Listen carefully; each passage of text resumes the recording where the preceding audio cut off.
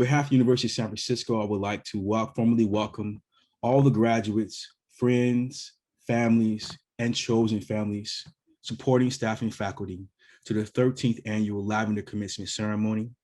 My name is Lester Deans. I serve as Assistant Vice President for Student Life. This year's Lavender Commencement ceremony features the highest number of participating graduates in its 13-year history. This involvement is something that we need to celebrate as a university and acknowledge that the LGBTQIA community is persevering at USF during this time. We should recognize and take a moment to pause to appreciate this accomplishment. And additionally, we must acknowledge the times we're in. The struggles the community, especially our trans community, our trans BIPOC community is facing. Our graduates are showing perseverance and resilience because they are not defined by someone else's expectations.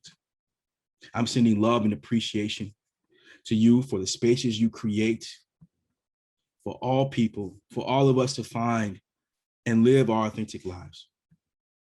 Thank you to everyone who has come to tonight's event or is watching the video after. Your support of our LGBTQ community.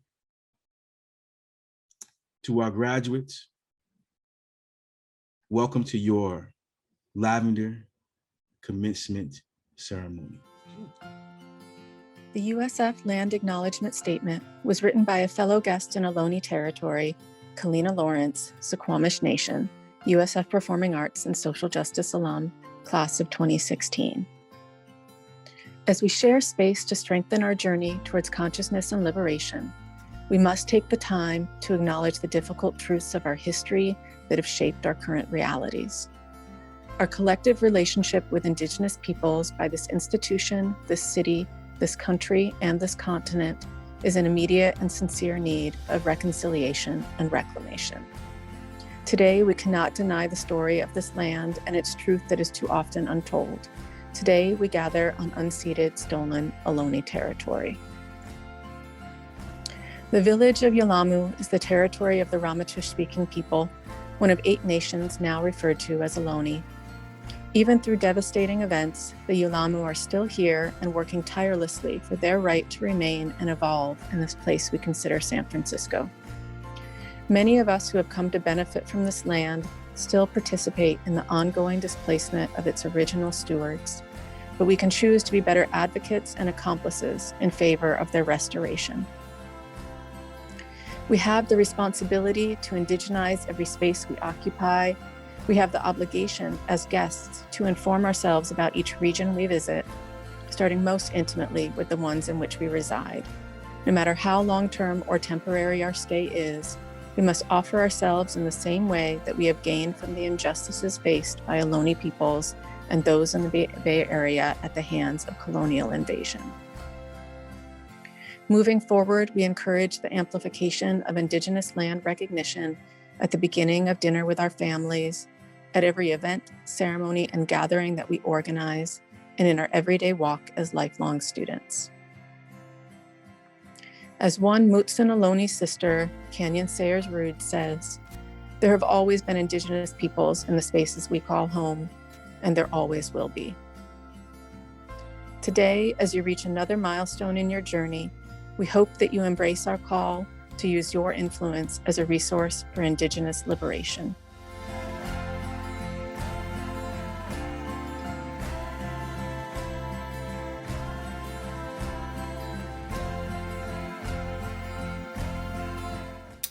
Congratulations, graduates.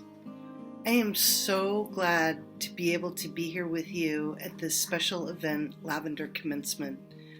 I wish there had been something like that for me as an undergraduate, even as a graduate, and becoming a rabbi. I would have loved a special ceremony to help honor the particular frustrating and fabulous journey that being a queer student in this time in history entails.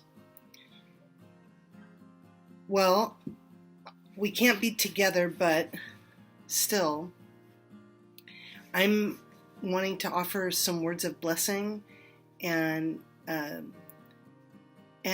coincidentally, Lavender Commencement coincides with Jewish festival of Shavuot, which is mentioned in the Hebrew Bible as an agricultural spring harvest, and which the rabbis later repurpose with spiritual meaning to be the day that we celebrate receiving the Torah, receiving learning, and celebrating the transformative impact that education has in our lives, not just for us as individuals, but as a collective. So I love that here we are on Erev Shavuot and celebrating the culmination of your learning, but also at the same time, the beginning of the application of your learning and of your lifelong journey of being a student as well as a teacher. I have a prop. It's one of my favorite quotes from Pirkei Avot. Who is wise? The rabbis ask. One who learns from all people. One who is honored is one who honors everyone.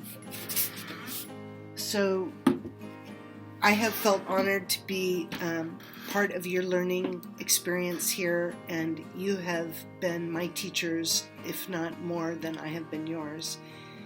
I am really excited to see what you're going to do. The sky is the limit. The stars are vast. You've put together an incredible constellation of resources and a network of teachers and colleagues, and we're here for you, not just in your undergraduate years, but I know for me, and I think I speak for everyone, that we would love to stay in touch with you. So I certainly want to know what you're doing to change the world from here. I have a blessing for you that was written, that I wrote years ago now, and it says, I think, right on for where my heart is to offer you. It's called For Leave Taking. With joy and sorrow, holding you in your excitement and anxiety, we launch you on this journey. May God bless all your choices. May it be the will of God to bless love and awe in your heart. The blessing for leave taking. May God bless all your choices. May it be the will of God to place love and awe in your heart. May the awe of God be before you all the days of your life, so that you will love goodness and seek justice. May you delight in words and music, in life and in love. May you know, even in the moments when you feel most alone and unheard, that there are those of us who care very much about you and would ease your sorrow if we could. May your reasons to celebrate far exceed your reasons to grieve, but may you find the wisdom and strength and support that you need to do both. We thank God for you have been a gift to our community. May you take our affection and appreciation on the journey ahead, and may you know true peace, shalom, in your heart and in the world. Amen. Stay in touch.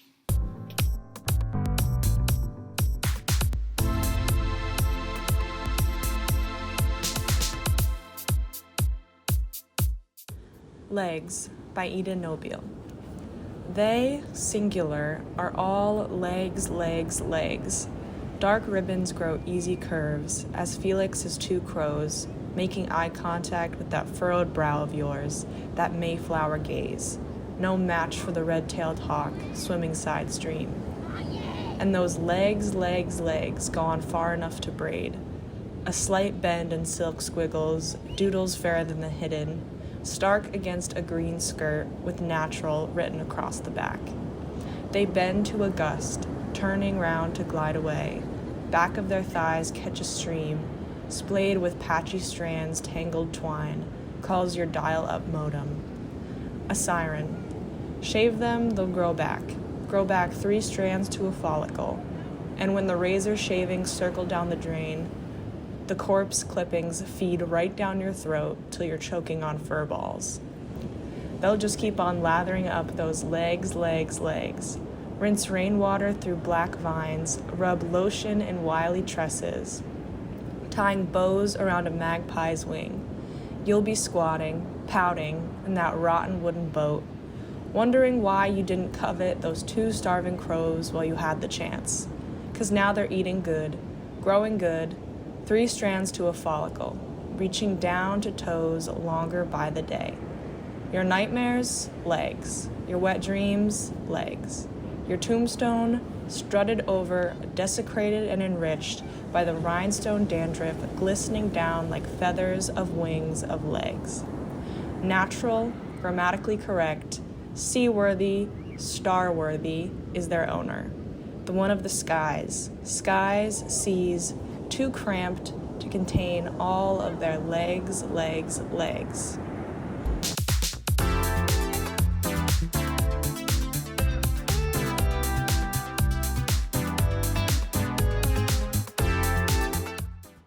Hello all, fellow classmates, family and community members, and the current graduating class of 2021.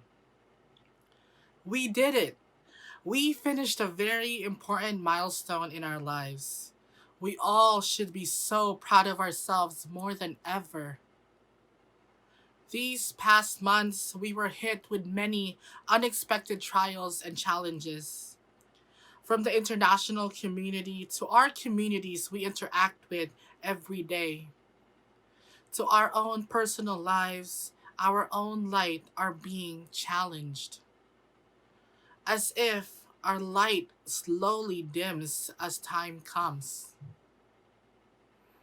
In lieu of political tensions and the global pandemic exacerbating the inequalities and oppressions that already exist, as if we were being crushed, restricted from our breath, when we are all supposed to be connected but we are apart.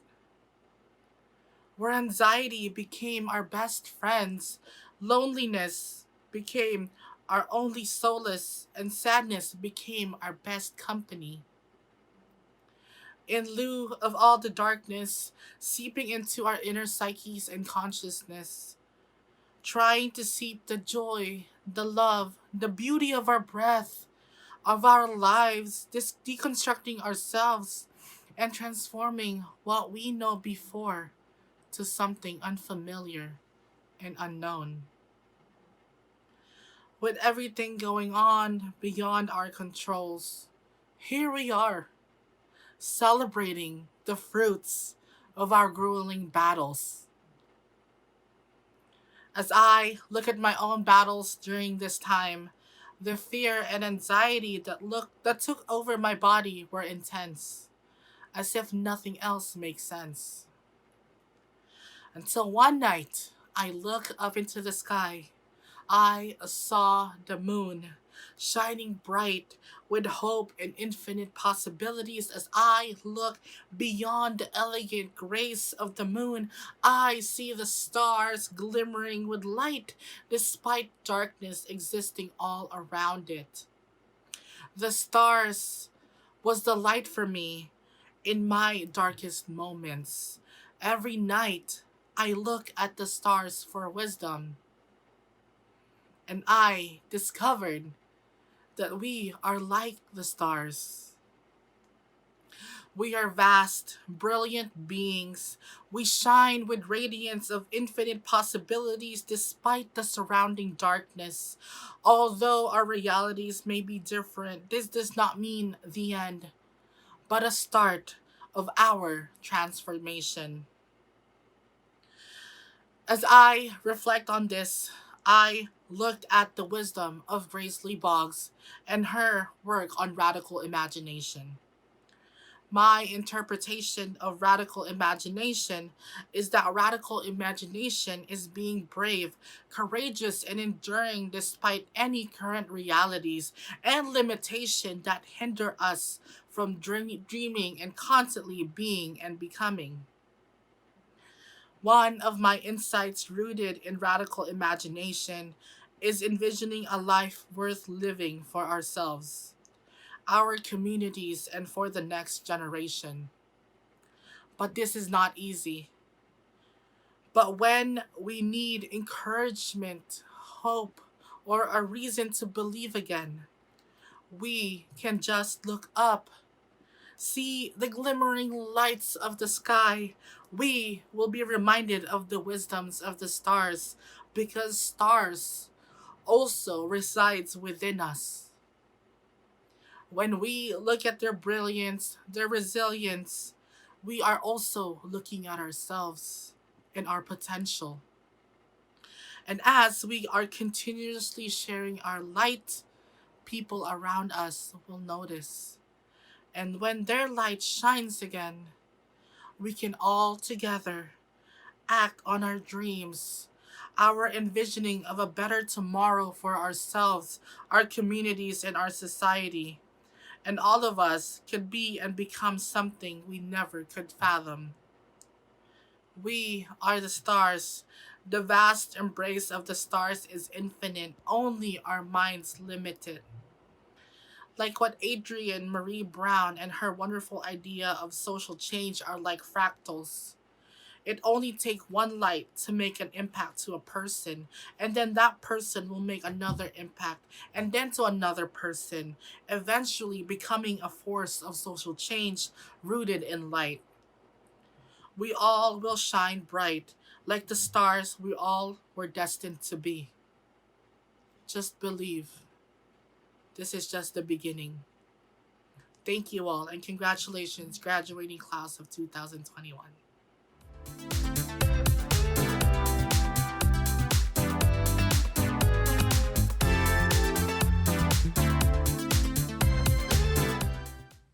Congratulations to the class of 2021. It is an honor to be speaking with you today at the 2021 Lavender graduation.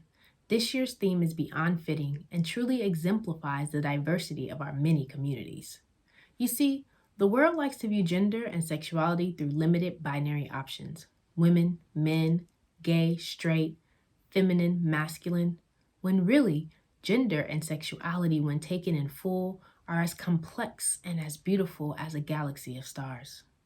Intersex, trans, non-binary, asexual, pansexual, queer, LGBTQ plus people are vibrant, engaging, thoughtful, and expand well beyond the social constructs of gender and sexuality.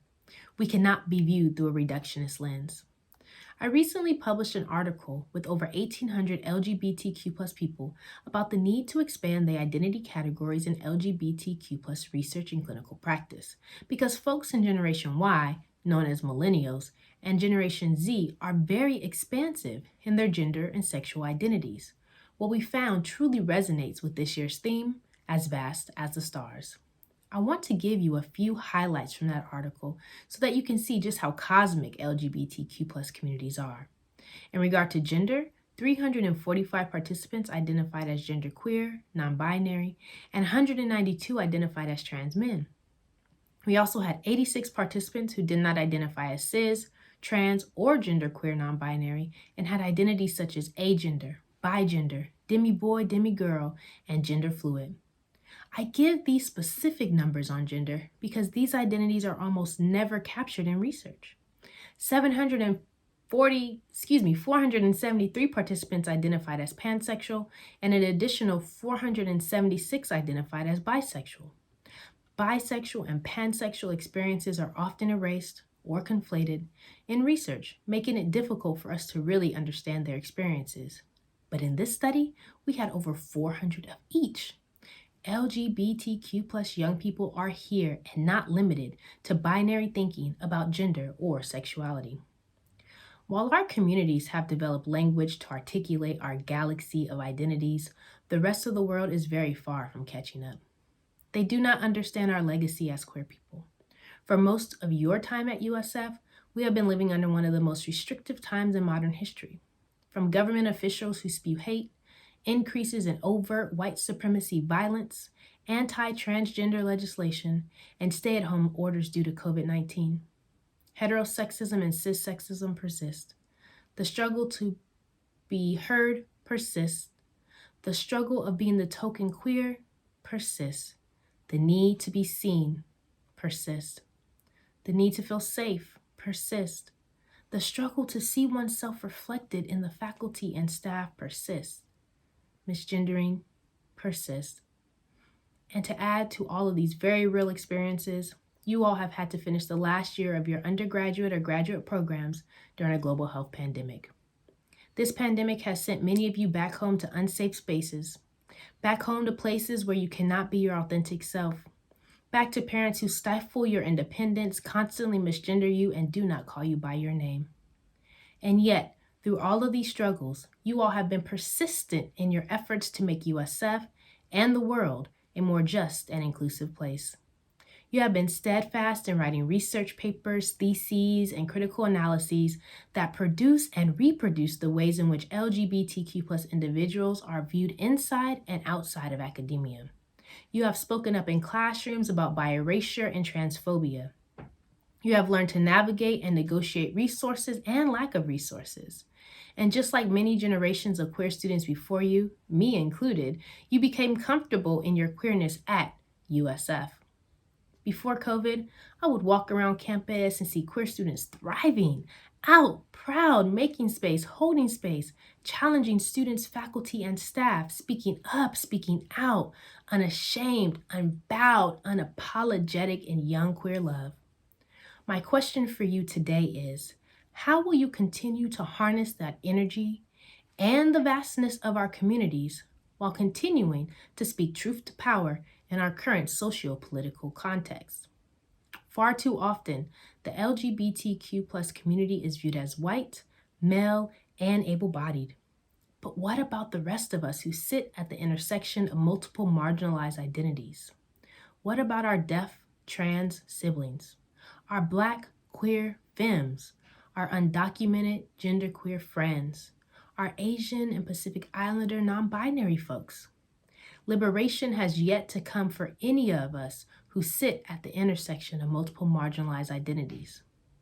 Charlene Carruthers articulates the need for a radical shift in the ways in which we think about movement making. In her book, Unapologetic, A Black Queer and Feminist Mandate for Radical Movements, Carruthers proposes that we center the experiences of Black trans women in our quest for equity. Trans women of color, especially Black trans women, are being murdered at ridiculous rates. Carruthers urges us to protect Black trans women because they are one of the most oppressed populations in this country. And if we can center them in our quest for equity, we will all reach liberation. None of us are free until all of us are free. Carruthers clearly details the need for us all to utilize our collective imaginations as we reimagine the destruction of the systems of oppression that prevent us from reaching collective liberation. Capitalism, patriarchy, anti-Blackness, and white supremacy work in tandem to strip us all of our humanity. 2020 showed us the real realities of anti-Blackness in this country. And 2021 has already shown us that anti-Asian and Pacific Islander sentiments are ever present. I hope that you all will take everything that you have learned at USF and add that knowledge base to movements of social change. Help the world shed its long-held and harmful beliefs about LGBTQ+ people. Make an impact wherever you go next on policies so we can put an end to anti-trans legislation. Let's make shifts within workplaces to end workplace violence against gender nonconforming people. Stand together in solidarity with other racial movements for justice. Work together to help us all be as free as the stars.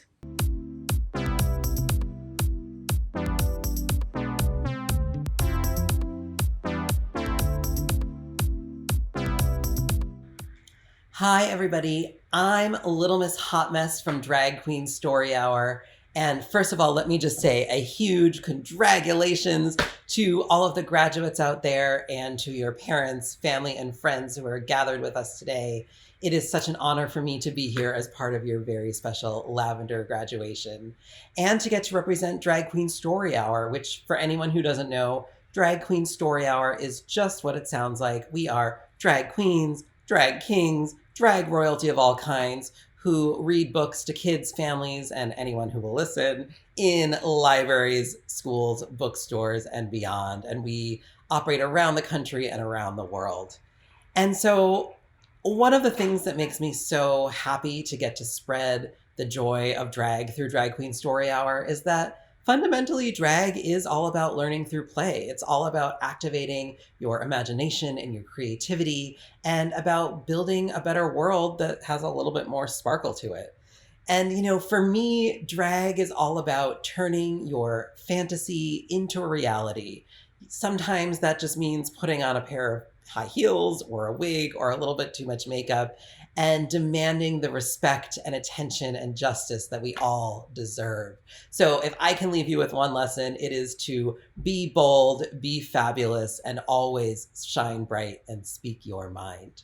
So today I am very excited to read for you, especially for any little ones out there who might be joining us, or for anyone who wants to get in touch with your inner child and relax and hear a little bit of a story after a long education or a long day of work. So today we are going to read From the Stars in the Sky to the Fish in the Sea, which is written by Kai Chang Tong and illustrated by Wyant Lee and Kai Yun Ching, and it's published by Arsenal Pulp Press. So let's get comfortable if you need to. I'm going to ask for your help a little bit in certain moments of this book, so get ready. Once upon a time, in a little blue house on a hill on the edge of town, a baby was born. They were born when both the moon and the sun were in the sky, so the baby couldn't decide what to be. Boy or girl, bird or fish, cat or rabbit, tree or star. So the baby looked a little like everything. They looked very strange. How many of you out there like to look and feel a little strange? I do. That's part of drag too. All the same, the baby's mother gave her child a bath and rocked them in her arms. Your name, she said, is Mulan. And she sang a song that her own mother had sung to her long ago. Look at this mama and baby. Yeah. All right, and this, I want you to pay attention to this song. Whatever you dream of, I believe you can be. From the stars in the sky to the fish in the sea. You can crawl like a crab or with feathers fly high. And I'll always be here. I'll be near, standing by. And you know that I'll love you till the day that I die. And even though they still couldn't decide, the baby felt loved. And you may be wondering why I didn't sing that, but there's a reason the drag queens lip sync, so I'm just gonna leave it at that for now. Mulan grew up to be a strange, magical child who was always changing. They grew feathers and wings to fly with bluebirds in the morning, scales and a tail to swim with fish in the afternoon, and fur and paws to play with puppies in the evenings. Wow, how many of you wish you could grow wings and a tail and fur? How many of you wish you could grow sequins? No matter how many things Mulan became, their mother always brought them back into their little blue house, gave them a bath, and tucked them into bed at the day's end. As the stars rose, she sang, if you want to join in, whatever you dream of, I believe you can be, from the stars in the sky to the fish in the sea. And Mulan felt loved.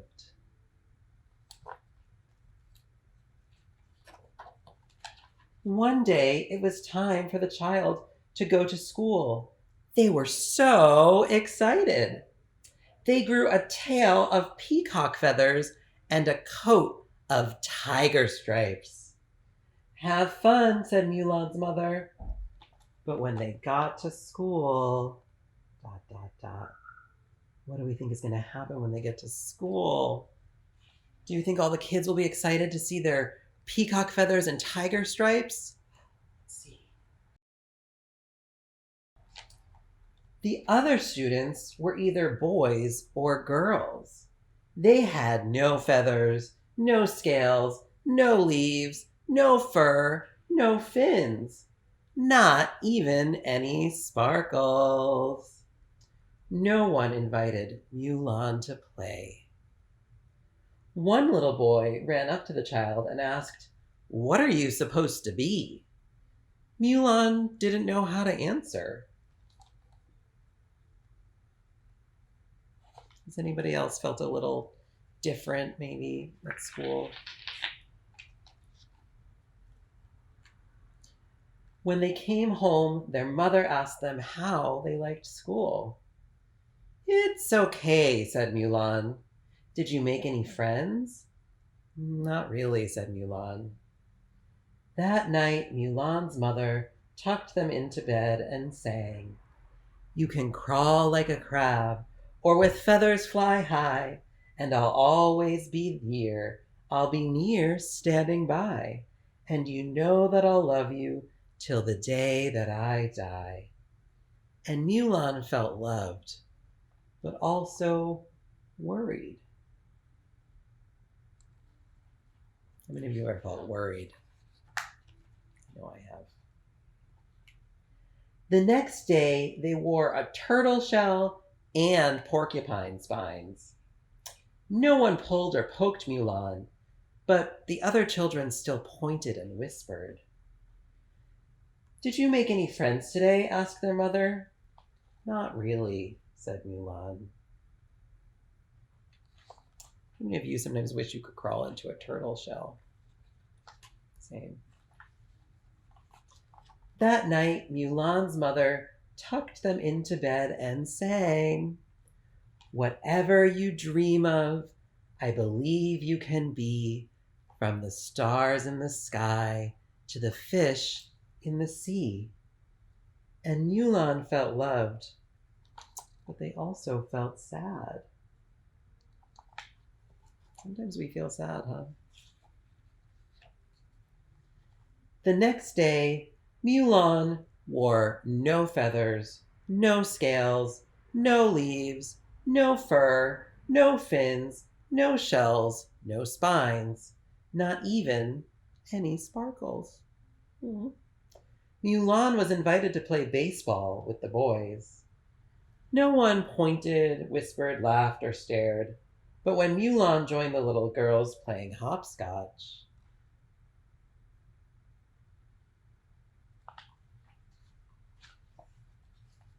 "Boys don't play hopscotch," said a little girl. "Are you a boy or a girl anyway?" asked a little boy. "Didn't you have a shell the other day?" asked a little girl. "And feathers the day before?" "What are you supposed to be?" said several children at once. How do we think that made Mulan feel? Probably not very nice. "I don't know," Mulan shouted, and galloped out of the playground on horse's hooves, swam through the stream with a fish's tail, and soared up the hill on eagle's wings. Wow. But we all wish we could do that sometimes too. "How was school?" asked Mulan's mother. I wore feathers and stripes so the other kids would think I was beautiful, but they thought I was weird. And then I wore a shell and spines so that no one would pull or poke me, but they wouldn't talk to me. And then I tried to be just like everyone else, but I haven't made any friends. I can't decide what to be. Why do I have to be just one thing?" Look at those tears from Mulan. Let's see what Mom says.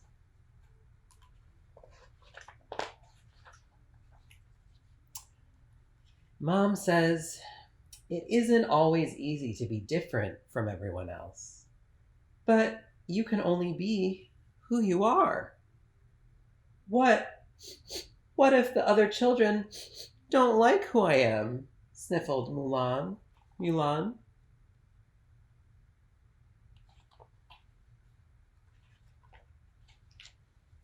Their mother smiled sadly. I don't know, she admitted, but I know this. Whatever you dream of, I believe you can be.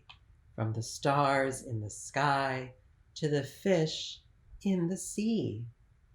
And Mulan felt loved. That night, they slept a deep sleep.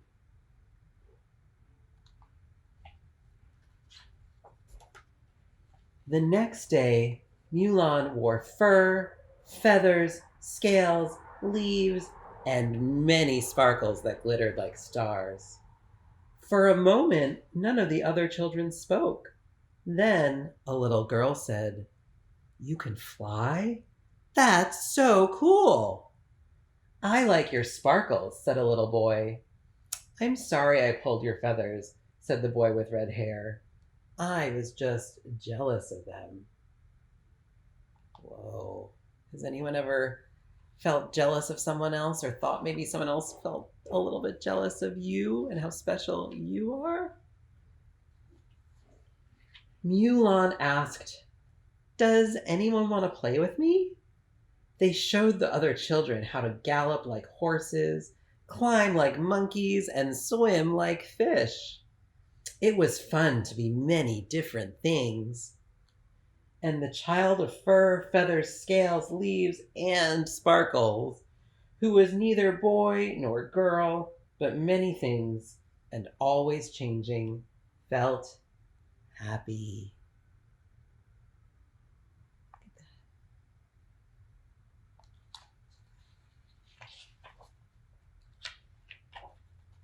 And in the little blue house on the hill on the edge of town, Mulan's mother smiled and sang the song her mother had sung to her once upon a time.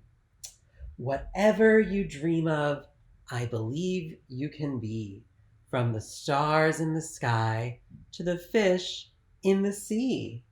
You can crawl like a crab or with feathers fly high, and I'll always be here. I'll be near standing by.